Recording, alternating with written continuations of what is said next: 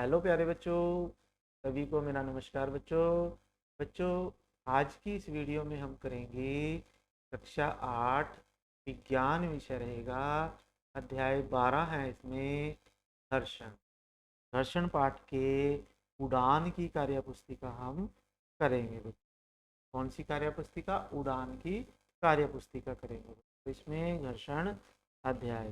ठीक है, तो चलिए शुरू करते हैं। कार्यपत्रक 1 है। तो बच्चों, अगर आप चैनल पे नए हैं, चैनल सब्सक्राइब अभी तक नहीं किया, तो आप चैनल सब्सक्राइब कर लीजिए बच्चों, क्योंकि ये सारी मेहनत आपके लिए ही की जा रही है।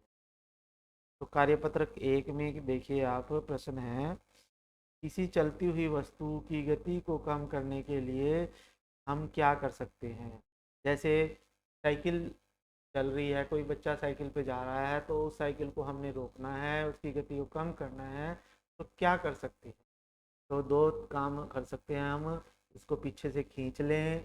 ठीक है, खींच लेते हैं पीछे से बच्चे, तो साइकिल रोक देते हैं, या उसके ब्रेक लगा सकते हैं। ठीक है, तो ब्रेक लगाकर या पीछे से खींच कर उसको रोका जा सकता है। फिर उसके बाद है, क्या आपके द्वारा लिखे गए दोनों उपायों में कोई समानता है?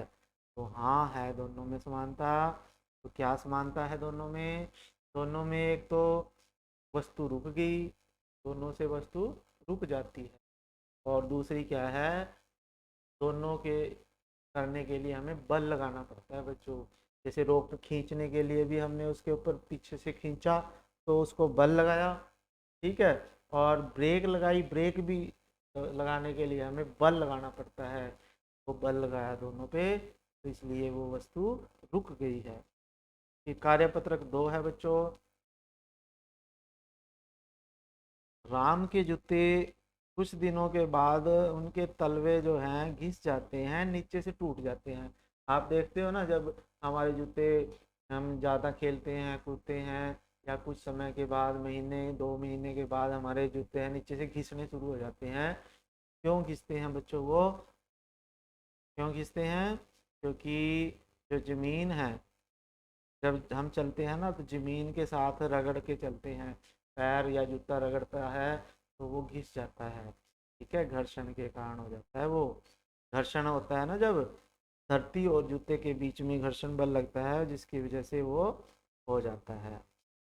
फिर इसी तरह से और भी हमारे पास हो जाते हैं। चाक चलाते हैं जब बोर्ड पे हम, तो चाक घिस जाता है, टायर घिस जाते हैं।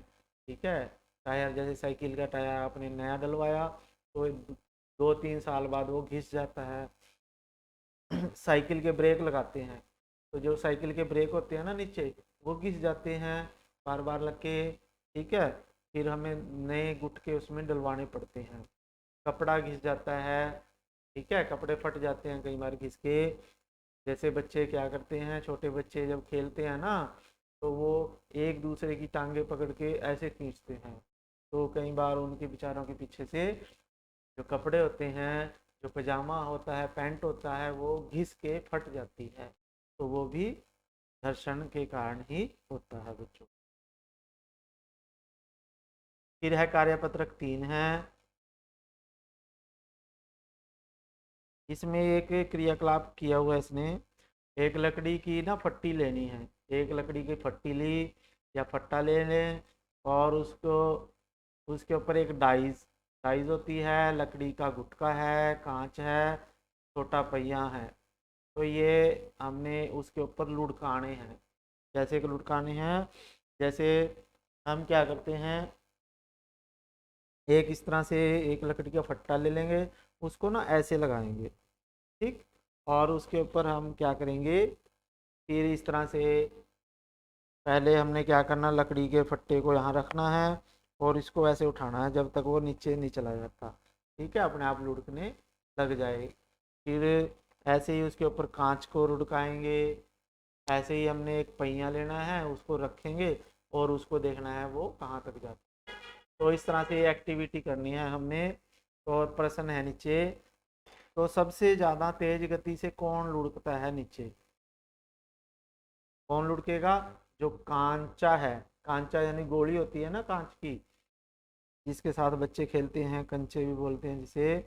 तो जो कांचा है वो और पहिया, इनकी गति तेज होगी, वो तेजी से रुक जाएंगे नीचे।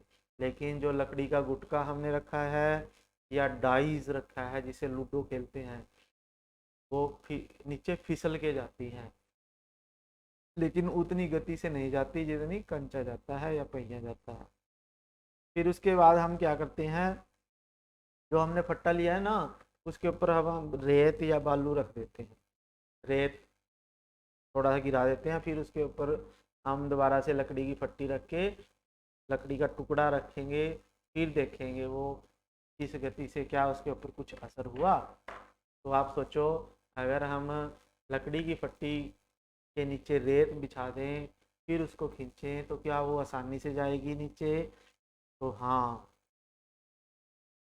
वो पहले से आसानी से चली जाती है नीचे। क्यों चली जाती है? क्योंकि रेत जो आ गया ना, तो उससे फिसलन बढ़ गई।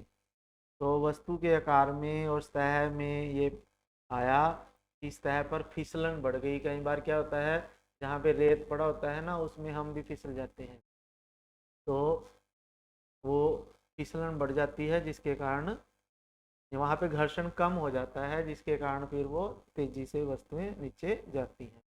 ठीक है बच्चों, फिर नेक्स्ट वीडियो में हम मिलेंगे ध्वनि के साथ। तब तक के लिए थैंक यू, जय हिंद बच्चों।